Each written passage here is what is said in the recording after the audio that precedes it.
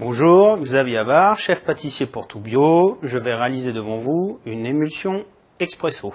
Nous allons prendre 150 g d'expresso, 400 g de crème liquide, 35% de matière grasse, 40 g de sucre semoule et une feuille de gélatine. Alors, dans un premier temps, je vais prendre ma feuille de gélatine que je vais mettre à ramollir dans de l'eau bien fraîche. Mes 400 g de crème, je les dispose dans un saladier, comme ceci.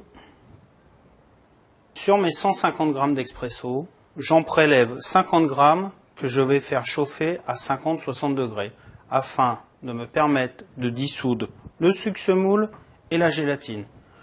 Le restant de mon expresso, c'est-à-dire mes 100 g restants, je les laisse au réfrigérateur afin qu'ils soient bien froids. Ma feuille de gélatine est maintenant bien ramollie, je vais l'essorer. Je la prélève, je la mets dans une petite passette et je presse pour enlever l'excédent d'eau. Une fois la gélatine bien essorée, je la verse dans mes 50 g d'expresso chaud. Je mélange afin de dissoudre l'expresso, le sucre et la gélatine. Volontairement, j'ai mis très peu de sucre pour avoir la sensation de manger pratiquement un expresso, d'avoir un peu d'amertume, ce côté torréfié du café, mais sans apporter de sucre, trop de sucre. Mon mélange est bien dissous, je verse sur le restant de mon expresso.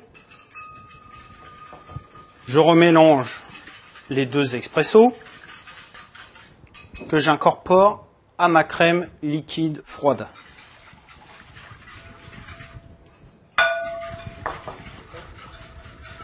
Voilà, mon émulsion est réalisée. Il ne me reste plus que la mettre dans un siphon. Et je verse mon émulsion dans la bouteille.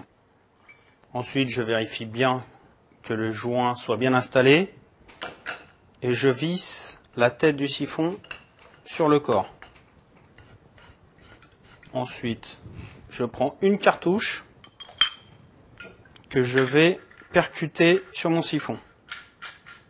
Alors moi j'aime bien mettre le siphon à l'envers, comme ça je suis sûr que tout le gaz rentre dans la bouteille. J'ai mis mon émulsion dans le siphon, la cartouche de gaz et laissé reposer 15 à 20 minutes au réfrigérateur. Je secoue à nouveau pour bien mélanger le gaz et l'appareil.